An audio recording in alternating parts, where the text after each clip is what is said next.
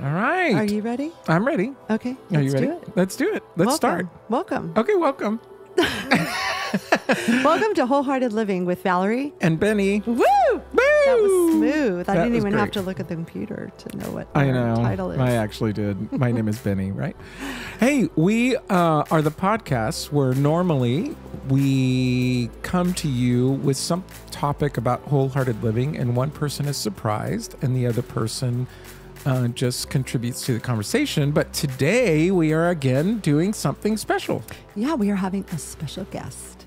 A special guest. So this is a friend of Valerie's who she met through The gym. the gym. And but before we were going to do that, I thought you were going to tell me a story about your eyeball. I was. You were supposed to say, so how's your week been? Oh, how's your week been? Okay, so I'll tell you. I went to the Well, okay, so good. I've had this issue with my right eye for like a month. And I was going to tell you about it. no, seriously, like I had to keep blinking to see. And I'm not going to lie to you, as time went on that it wasn't going to go away. I thought, I'm going blind. Like this is the beginning signs. And I'll tell you why. Tell me. Many years ago, I had a doctor tell me that I have, what is it called? Glaucoma. Yeah. But not, I don't have glaucoma. I'm a glaucoma suspect. And so I thought, it's no longer suspect. It is now glaucoma. I wasn't going to make fun of the way you said that, and now I have full. I don't know because why I want to say what glaucoma suspect is. I don't know. But The that's what detective came in and he said, "There's the glaucoma suspect." No, I have. I'm a. So when you're at risk for having it, because it There runs you in my go. family too. There you Iggy, go. You're stealing the joke. But it is. It means. And Iggy, thank you so much for contributing. Iggy, our sound guy. We Yes, he forgot to is mention here. it. I Sorry. know. Yeah. Okay. That's good. Yeah. No, it is. It means that you're at risk for having glaucoma. Yeah. So I made the assumption. I would still go get my eyes checked, and your prescription hasn't changed. Everything looks good. But they really never tested for glaucoma. Like it was just like the general eye check thing kind of thing, right? Over the last few years. Well, glaucoma they check every time. That's the air thing. They probably They do. go, Yeah, they probably do. But so weird. they had to take. They had to send me the even very. though I know it's coming. I know it's the same, but they sent me the first time they told me I was a glaucoma suspect. They told me that, or they sent me to a different place to have these other tests done. So they've never done that since. So I was just like, okay, I'm just, trucking along. So in the last month, like I said, my right eye has been giving me problems where I have to focus, like even if I'm wearing my contacts or my glasses or nothing, like I cannot focus. So I finally made an appointment. I told Peter, like, I am nervous about this. And he goes, well, make an appointment. I go, I did. You should be so proud of me because I'm not the person to do that. I usually just keep talking about it forever. Right. So I went. You know your ankle. Yeah. Know your foot. Yeah. So I went, and long story short, I'm still a late. glaucoma suspect, but I don't have glaucoma. The reason my eye was doing that is my prescription changed, and I couldn't really see out of that contact because it's not the right prescription anymore. So Wow. he fit me for new contacts with the correct prescription, and I've not had that issue since. Can I just tell you that this story was going somewhere, and that was very anticlimactic. Oh, okay. I have glaucoma. No, it would have been funny if you would have said, and then all of a sudden it turned out that I had hair in my eyeball, and I had to get No, rid I of didn't. it. But you did hear about the time I had a piece of metal in my eye, didn't you? Yes, you That shared was- it on the podcast. Yeah, that was weird. Yeah. So anyway, but he did say because I was blinking so much, because I was trying to get focus, I was letting so much air in that it was drying my eye out. So a lot of it could have been that. So he told me what kind of drops to put in. But since I've had these new contacts, I don't have that issue You at can all. see. So yeah, but he said that because he did another specific test for the glaucoma, for glaucoma, and it's basically the nerve behind the eye and how big it is, and I have a very large one, and he said it could just be genetically that you do have a large one. It may never change, or it could because I'm getting older, but if it was found in somebody a lot younger, they'd be Doesn't Dad have? No, he doesn't have they glaucoma. had He has- cataracts. well, that Oh. too, but no, he has something else. There's Oh. another eye thing that's common. Let's talk about eyes. Anyway, I want wanted to share that because I'm very happy because, Yeah, that would we're make you leading nervous. into You know, like that's going, very interesting because that kind of has to do with the subject. well, I was just going to say that. I was just going to say that we have my friend Rhonda on, and we're going to dive right into that in a second. But it did make me think as we were not preparing for this podcast, but knowing that she was going to be on, that like, okay, I could, if I do have glaucoma, what am I going to do? Am I going to be like, oh, woe is me? Or do I attack it? And I was choosing to attack it, but I'm very thankful that I don't have to. I okay. And I hope you guys enjoy this. We enjoy doing the podcast. It's going to have a different, probably, tone than maybe you're used to because it's a pretty serious subject. Mm-hmm. She is not serious. I mean, what I mean by that is she's a very positive person, so it doesn't have to do with her. It's literally, and that's just why we the chose to have subject her matter. on because she does live life wholeheartedly, despite everything she's gone through. So, in spite of everything that's gone on with her, excuse me, she's lived wholeheartedly. So we just want to welcome you to the podcast. And in just a second, you're going to hear from Rhonda. Yeah. So without further ado, we'll dive right into that. So okay. Thanks, guys. Here we are with our guest, Rhonda. Hi, Rhonda. Hi. So I met Rhonda. Benny, you don't even know this. And obviously people out there don't know.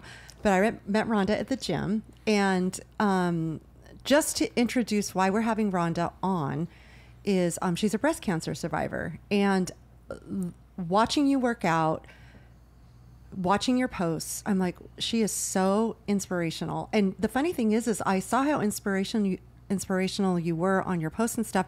And I didn't even realize you were still going through treatment with cancer because I didn't know that part of you. I didn't meet you during that time. And not only is she a strong person dealing and beating cancer, she's freaking strong with the hip thrust. And we just talked about how much about hip thrusters. 270 pounds she had on today. Well, and so that's a lot. Well, I don't know anything. So I don't know anything. So I think it would be great for me, for our listeners, for others, to give us a little bit of your story. Maybe what I would be interested in is to find out what happened. I mean, you were all of a sudden, I'm sure, fine. And then all of a sudden you realize something's not right. Right. So one day I woke up in the morning and I felt like I had a bee sting on my breast, like a really intense burning sensation. So I got up and I was thinking, oh my God, what bit me, right? So I'm looking and there's nothing there. So it prompted me to start doing a self-exam. And I felt a lump. And it was on my husband's 50th birthday. Oh, wow. I know. So I went to work. I didn't say anything to him. I went to work all day. I was just in my head, oh my God, this is what it is, right?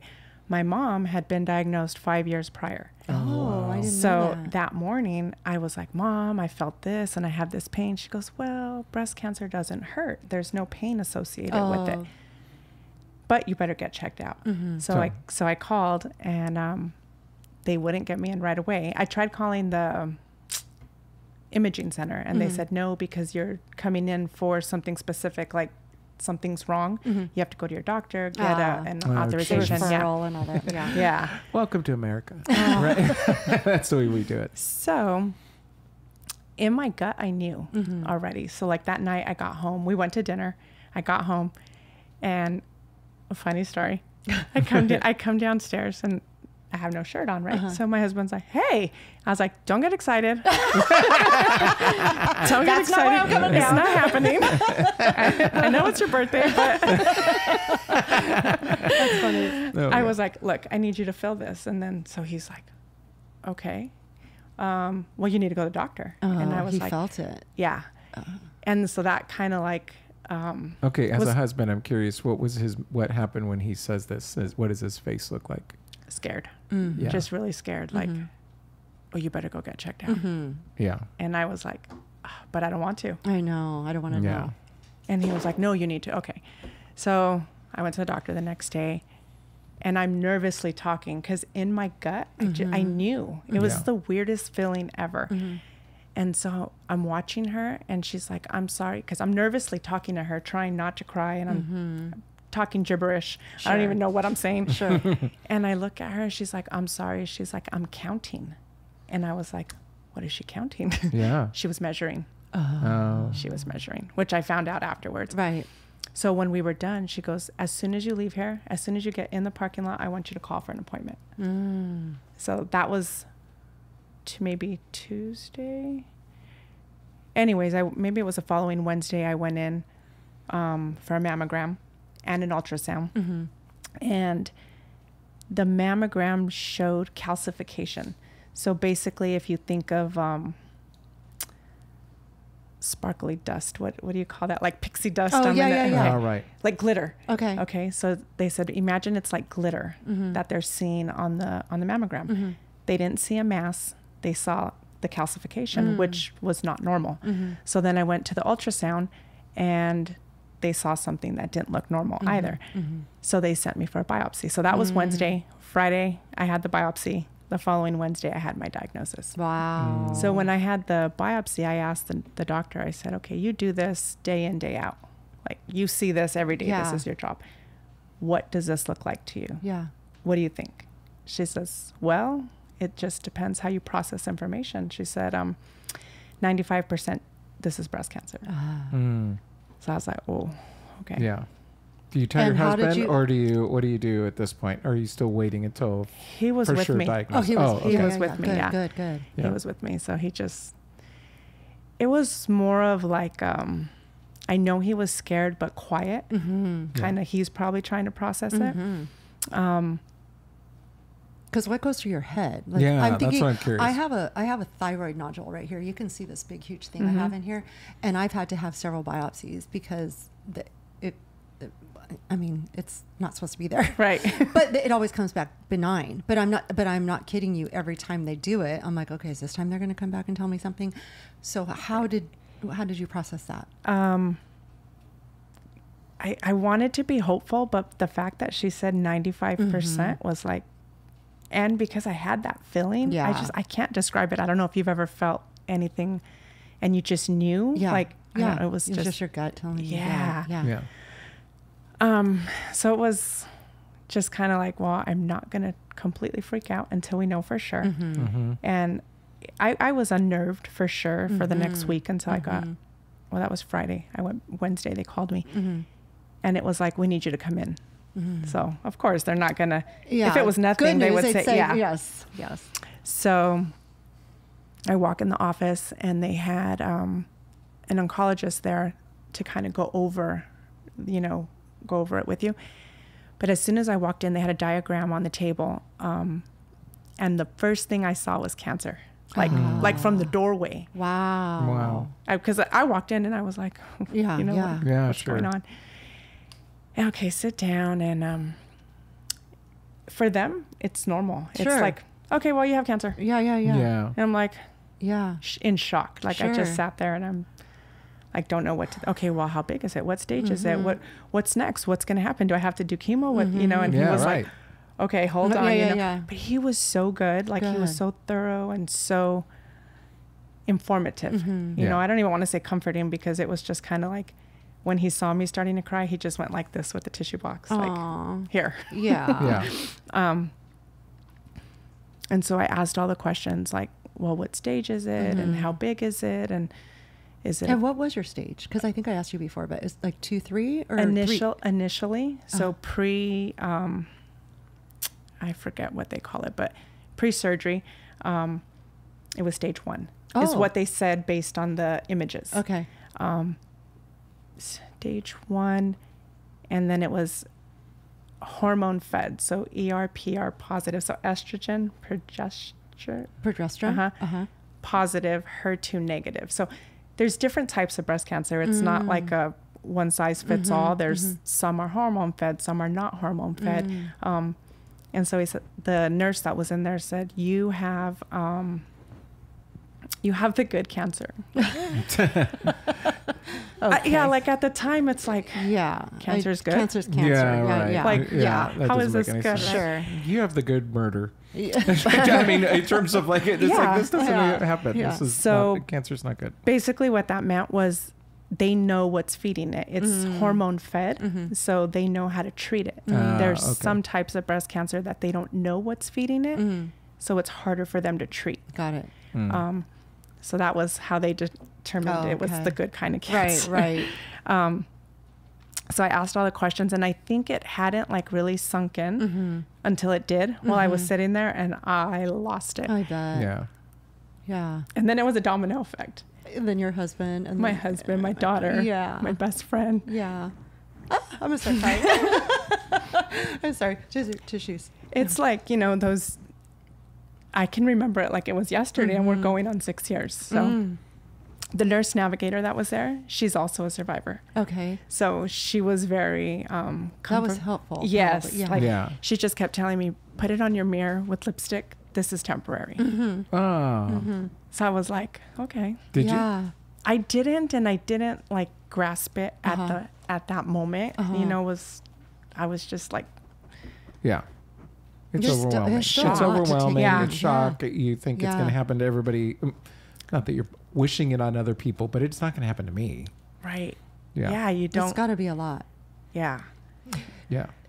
So if I can ask this, as I mentioned earlier, you've always been so inspirational. So when you had that diagnosis and they came in and they said, this is what you have. And obviously you did go, I've seen you with your bald head. You went through chemo and all that. Did you ever go through a woe is me period? Or were you, or did you? Probably when. So I knew I was going to lose my hair because I had, my doctor told me, by the time you come back for your second treatment, your hair will already start falling. So I said, okay. I had a head shaving party. So I buzzed my head. And then, like, I don't know, maybe a couple days later, I had to do it again because it wasn't enough. Like we needed to get closer. Okay. But I think after that, I always wanted to keep it covered with a scarf, with a bandana. And I'll never forget, one day I was in the gym, and this is after treatment. So it was interesting because I kept thinking, I'm not going to lose my eyelashes. I'm not going to lose my eyebrows, because I didn't lose them till after I was done with chemo. Oh, wow. So that's when, like, I looked in the mirror and I was like, oh my God, I look like a cancer patient. Like, I never really felt that until that point. You were just the cool girl with the shaved head. Well, but once you lost your eyelashes and eyebrows, I'm sure you looked completely different. It was hair on your awkward. Yeah. It was awkward. Yeah. And it wasn't like, at that time, I guess I could have bought stencils for the eyebrows, but I didn't. I just got them microbladed. Yeah.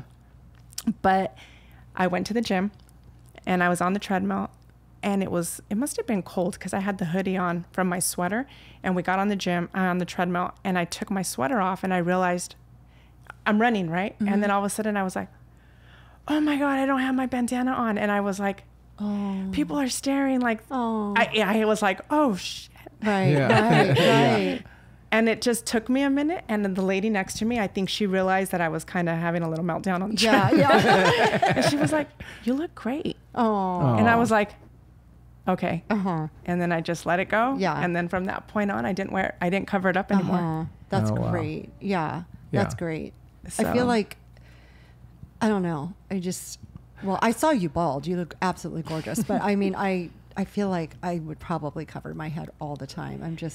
I'm curious to know. So you have the diagnosis. You have all these people that are obviously feel for you and so on. I'm very curious to know, who were your support system? Like, who besides yourself, which you're clearly a strong person, just the fact that you went to the gym, quite frankly. Right. I mean, Absolutely. First of all, half of the people that are listening probably don't go to the gym at all, healthy or not. And then the second thing is that they're certainly not going to go. This is going to sound funny, but it's the perfect excuse. I have cancer. I'm going to stay home. Yeah. So you didn't do that. So that's huge. And so, but then I'm going to say, I'm going to guess this. Did you go through this alone, or what is your support system? What got you through it? My husband, my daughter, my mom, my sister, and a close circle of friends. What do they do that supported you? What do they do that makes you? I think really just treated me normal. So that was one thing. Like, when I first got the diagnosis and it was, okay, this is what it is, I posted it. Mm-hmm. And I mean, people came out of the woodworks. Like that Facebook post had like, I don't know how many comments. And it's interesting because some of these people I hadn't talked to in forever, years, right? Yeah.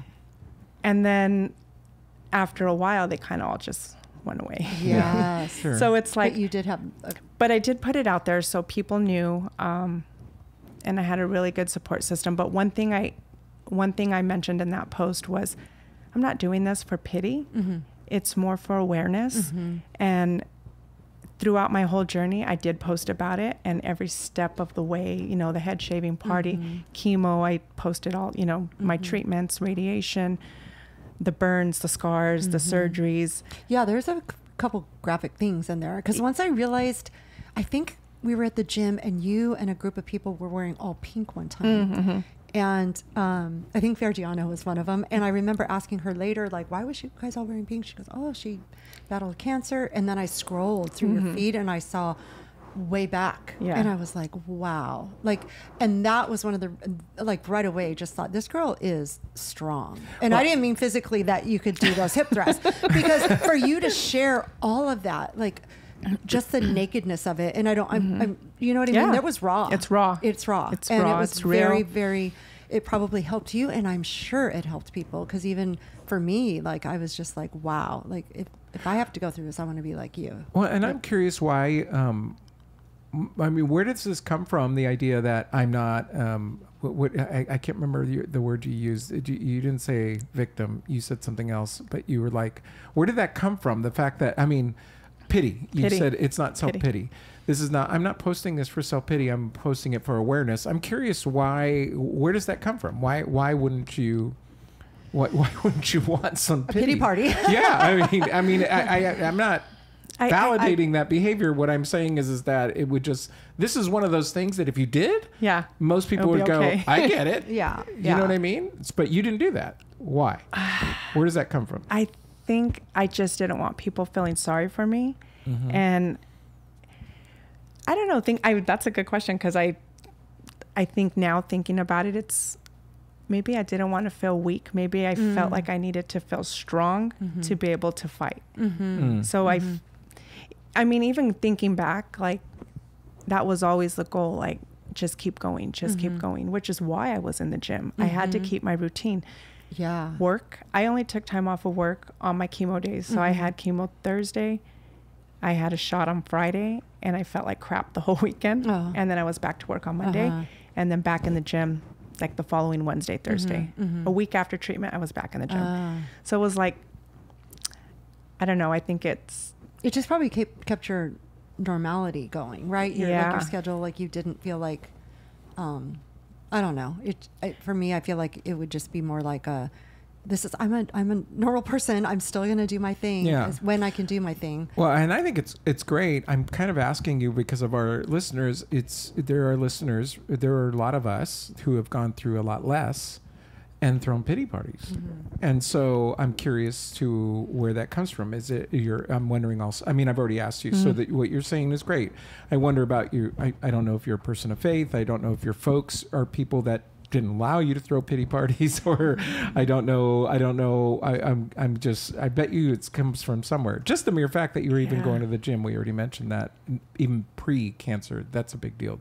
I mean, for some time, I know you're trying to, I'm not saying you're trying to get at a certain answer, but no, I'm not, from what I understand of her and other people, like sometimes it's just in your being. You are just not that person to want to be I think I went into like fight or flight mode, right? So it wasn't like, I can't sit here and feel sorry for myself. So I don't want you to feel sorry for myself because I have to pick myself up and figure out how I'm going to get through this. So I didn't allow myself. When I first got diagnosed, I will say probably the first maybe week, I might have cried myself to sleep and didn't understand why it was happening. Was afraid. What does this mean? Am I going to die? Right. Then you start Googling and what's my prognosis? How many years do I have left? Like all those things, right? Oh my God, my daughter's only, I don't know, maybe she was 17 at the time. Yeah. You But know, didn't you tell me that, because you said you had stage 1 pre-surgery, but once they got the lump out or the mass, tumor. wasn't it actually diagnosed at a different stage? Yes. Yeah. Stage 2. Yeah. So they base it off of the size. So when I had surgery to remove the tumor, they also take some of the lymph nodes to test them to make sure that It hasn't they gone are in not. there. Yeah. And in what they call frozen state, they looked at it and said, there's no cancer in the lymph nodes. So I remember when I woke up from surgery, that was the first thing that barely came out of my mouth because you're still under anesthesia, right? Is it in my lymph nodes? No, they're clear. Thank God. But then a week later, I got a call saying that there was 4 milliliters of cancer in the lymph nodes. So 2 weeks later, I had to go back into surgery and have a separate surgery to remove the lymph nodes. So they had said I had just crossed over the size. Like, had it been any smaller, they wouldn't have bothered. But I'm glad they did, right? Sure. Why not? Sure, Get it out. I don't want to know that there's any ounce of it in there. Yes, exactly. I That's agree. interesting to even leave anything in there, but I Right. get it. Yeah. I mean, I don't know. I guess. Surgery is a big deal. So let's say post-surgery, you're moving on. What gets now? What happens that you're going through the whole journey? I'm interested in having. See, when I think of our people and listeners, is I think it's important that we have a support system, that everybody have people around us, and that we have some kind of hope. Which it seems like you, even if the hope was just generated by yourself, it seems to me that you're just disciplined and saying, this is what I'm kind of manifesting it. Yes. Yes. So every doctor's appointment, even pre-surgery, they sent me to a plastic. So I had to decide on what type of surgery I wanted. You can do a lumpectomy, which is just removing the tumor, or you can do a mastectomy, which is removing the breast. Right. So then in my head, I'm thinking aesthetically, like, oh, you're just going to remove one? Like, what's that going to, how are we going to fix that? Right. Oh, we have reconstructive surgery. We can do that. So in my head, I'm still thinking that's going to be weird. So they sent me to a plastic surgeon, and I did a consult with her, and she wasn't the one for me. Like, I knew immediately. I was like, well, I'm going to entertain this appointment, but I need another surgeon. Yeah. So I go back to square one, and I said, okay, I need a different one. I want the one you had, which was my nurse navigator went through the whole thing. Right? Okay, right. right. So I was like, well, who did you have? I want that doctor. Yeah. And she's like, I don't think your insurance covers it. Well, check. Yeah. And they did. Oh, good. And I went to him, and it was great. So then, okay, now I'm comfortable. I'm going to do a bilateral mastectomy, which is take both. The cancer was only in one breast, but I hear a lot of people do that. Yeah. and they say, oh, some people in the hospital, like some of the staff that came in, they're like, well, good for you, just get it all out. It doesn't necessarily mean that it won't come back if you take both. There's still a chance. But in my head, I was like, at this point, just take them. Yeah. Like, yeah. I can't even tell you the rhyme or reason, but Sure. at that point, I was like, well, just take both. We're going Yeah. to do reconstructive surgery, Yeah. to put myself back together. Yeah. But it's kind of like you have to resign yourself to the fact that this is, I already am going to have a different life. And this seems to me to be more comfortable, that, for lack of a better word, they're even, they're the same. They're the same, rather than it being like what in the world's going on. Yeah. And they're not, but it's You know what? In all honesty, no two sides of the body are the same. So a lot of people have different size breasts and shapes and stuff. So. I have 2 different size breasts. Sorry. Another question. Peter, laugh. I had a great plastic surgeon. So If you need one. yeah. Benny. Yeah, that was funny. I'm fascinated by the fact that, because one of the reasons why we wanted you and Valerie was, Patty's my wife, was saying how you were an inspiration to her, and so now that you're. Well, first of all, I guess what you're saying now, you're cancer free. You're cancer free. 6 years. 6 years cancer free, or 6 years since the diagnosis? 6 years cancer free in November. Yeah. Yes. And I was so Wow. excited. I saw that she had her 5-year mark. And I know that in the cancer world, once you're 5 years, you're considered remission. Oh, okay. And then didn't you just post that you got off all the meds now. Yes. You had to still be on the meds for a Yes. year or something? So as soon as I After was done the with, 5 years? yeah. So for 5 years I was okay. on medication. And one of the pills that I was taking, usually they give it to you for 10 years. So my doctor did a test. I can't remember what it was called, but they they do a test on the tumor to determine, or I don't even know what they base it on, to be honest, but to determine if there's any benefit of being on that pill, which was an anastrozole, for more than 5 years. And the answer is either yes or no. There's no rhyme or reason behind it. Oh. So he called me and he said, well, your test came back saying there's no benefits for staying on this for longer than 5 years. So once you reach that mark, we'll take you off of it. So I was like, well, why? He goes, it just said yes or no. Right. There's no rhyme or reason. I needed to know everything. Like I said, every Sure, yeah. appointment I went with a notebook and I Yeah. asked all the questions and all the hard questions. I just kind of like separated the emotions and went in as like, this is a business transaction. Sure. And then processed it later, But yeah, so he said after the 5 years, you won't have to take it anymore. So yeah, just recently I had my follow-up with him and I was taking a daily pill, which helps block the estrogen in the body because, like I said, the cancer was feeding off the estrogen. So they wanted to lower all the estrogen in my system. So that was one pill. Then there's a shot that I was taking monthly, which helps the ovaries stop the ovaries from producing estrogen. All right. And then there was an infusion every 6 months for the bones. Okay. So yeah, all that's done. Wow. Yeah. Everything's done. And were you scared? Yes. Okay. I was wondering. Yeah. Yes, Because it's almost like that was my protection, kind of. Yeah. So it's funny because I posted about that and somebody said, no, Jesus Christ is your protection. And I was like, oh, you're right. I have to lean on the faith to know that, just have faith that it's not going to come back. Exactly. You do. Yeah. And there's a plus side because all those medications have side effects, joint pain, insomnia. I mean, you name it, there's a laundry list. So there's a plus side from being off of it. But at the same token, it's like kind of like that layer of protection. Yeah.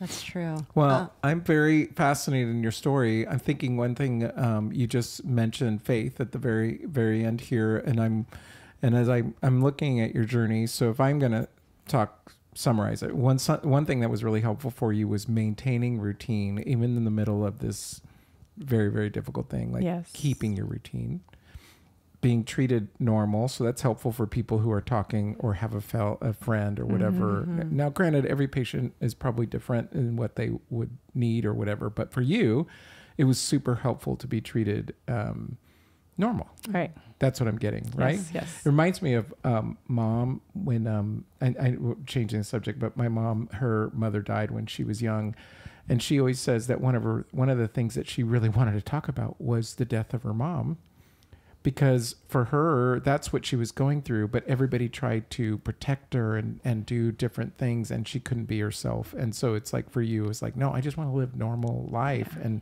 in your situation, it's like, okay, this is part of my life now. It's just, it is what it is. I guess because it's awkward for other people, right? They don't know what to say or how to treat you. So I just wanted to make you feel like it's okay. I know. Not worrying about what I'm going through, but let me make it comfortable for you. Yeah. You end up consoling the people rather than them. I don't know if the right word's consoling, but rather than just being in a relationship with you, you're consoling people the whole time. Yeah, that's a bummer. But she, like, again, the reason I wanted to have her on, those are good points to take away from this. But also, she never stopped. Like, you worked out continually. Like, I wasn't there back in the day when you had the shaved head and your hair growing and stuff, but I did scroll your Instagram when I realized you were a cancer patient or cancer survivor. But she's since completed 2 or 3 marathons. Three marathons in the last few years. So, wow. So nothing was stopping her. The first marathon was actually the anniversary of 3 years from finishing chemo. Wow. So 3 years after my last chemo, I ran my first marathon. That's amazing. And I never ran before. Right. Wow. So now it's kind of like, I can do this. Yeah. Yeah. You know? If I can get through that, I can do anything. Yeah. Did the diagnosis change, like what you think about the future and so on? It changed so many things. Oh. It changed so many things. My whole lifestyle is different. Mm-hmm. Prior to cancer, big party person. You know, we always had events every weekend, and alcohol was a big, not to say I was an alcoholic, but I was a heavy drinker socially. Yeah.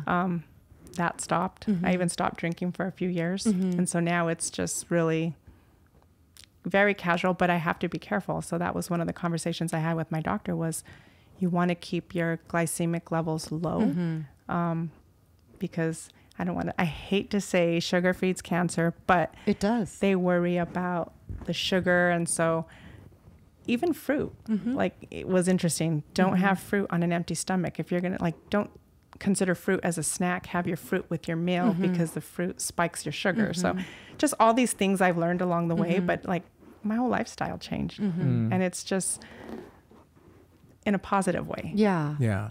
You know, we watched many years ago, I don't know if you saw it, The Truth About Cancer. It was a docuseries. Yes. And there was a lot of talk about that with the sugar feeding the cancer and stuff. And just, you know, eating more real food and not, I mean, that's a whole other thing. Yeah, for sure. Yeah. A quote I always like to live by is when something goes wrong or something, there's like a mishappening in my life, you know, I used to always want to, well, I still say it, but I catch myself like, why is this happening to me? And I like to switch it and said, you know, this isn't happening to me. This is happening for me. And then what is this going to teach me?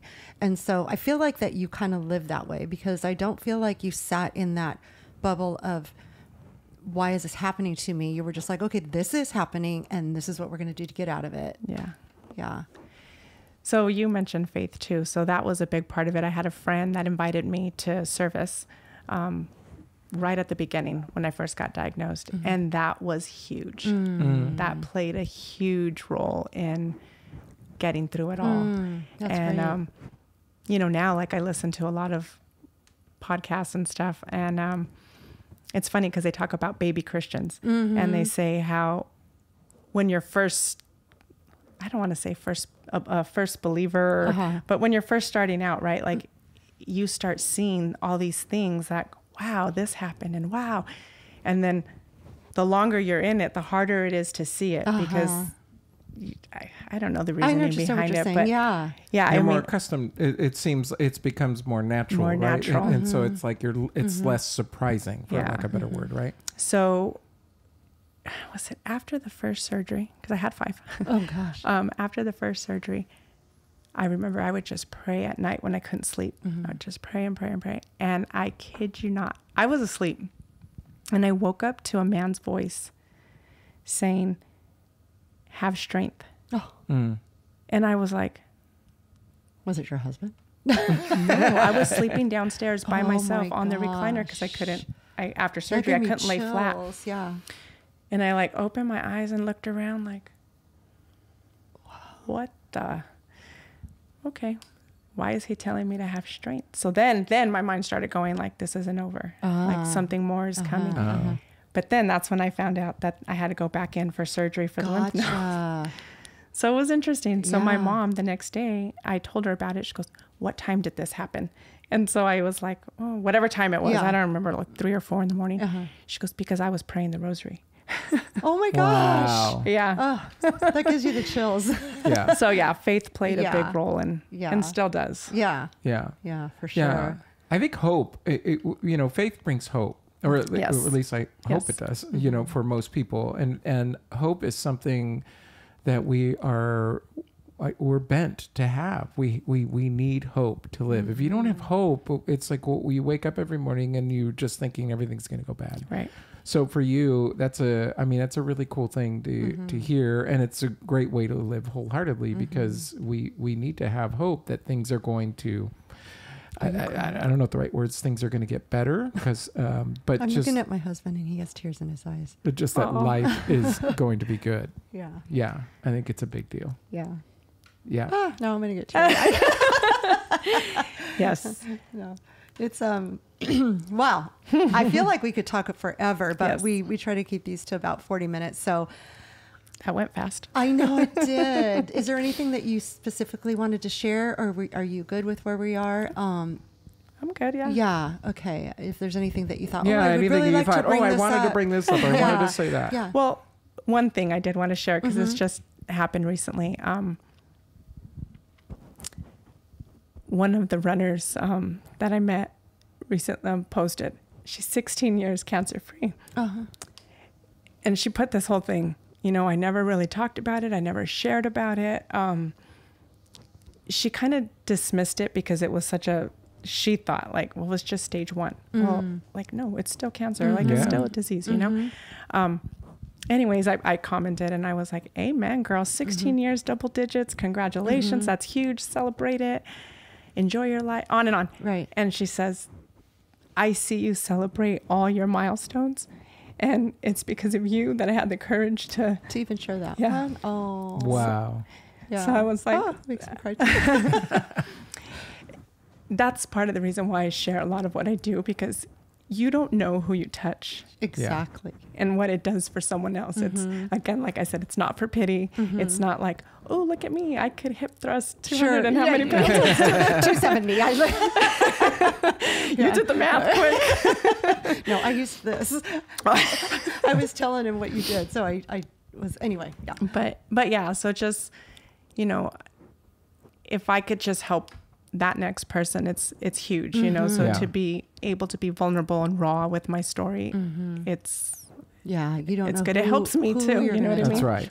That's yeah. right. And I shared your story with somebody else who was going, I think I told you, I asked you Yeah. about it, and I shared your Instagram with them, and it was so helpful to them too, because they were just like, wow, I feel like I just want to crawl up in a ball in the corner. And no, I can't. Look at this girl, so Yeah. it definitely helps. Yeah.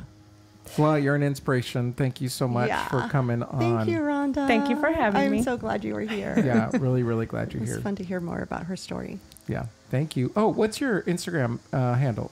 at _row, RHO 2.0. It's a good one to follow if you want inspiration. Because she's Inspiration. very inspiring. Inspiring. Yeah. So, thank you, Rhonda. Thank you. you. Bye. Bye. All right. Well, I hope you guys enjoyed that podcast. Yeah, I really did enjoy getting to know her. You already knew her, so I didn't know her story.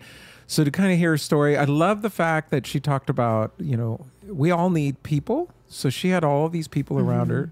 She didn't mention this, but I think she didn't mention this directly, but she had a gym family that was around her. You even mentioned that they Yes. wore pink. Yes. Then you could also talk about the fact that she talked about her faith. And I think faith is super, super important for us to move through. Honestly, life can be trying, right? But it certainly is when you kind of are looking at, in her case, potential death. Sure. You're thinking, Yeah. She had to step out in faith and just have faith that everything was good. But along with that, she was very strong. I mean, she just said, I'm tackling this. well, right. And faith without works is nothing, right? Yeah, so the that's thing very is that true. she Yeah. worked. She Very worked true. it. She did things. She didn't just sit on her hands and pray. She Right. kept going and going and going, and she did I think things that's and she half the created. battle. I mean, I know we didn't mention that with her, but I honestly think that our mindset about something that we're dealing with is half the battle of getting through it and making a healthy progress. Yeah. So, folks, I hope that helped you in your whatever journey, whatever things you might be going on, that you're able to look at it and go, okay, I can find my resources. What are the things that I have around me? And so that you could live wholeheartedly regardless of your circumstances. So we are at wholehearted_living_podcast. We'd love to hear from you, and we'd love to know what you guys think. And I hope that you guys really enjoyed it. So Yeah. And we will see you next week, guys. Bye. ciao.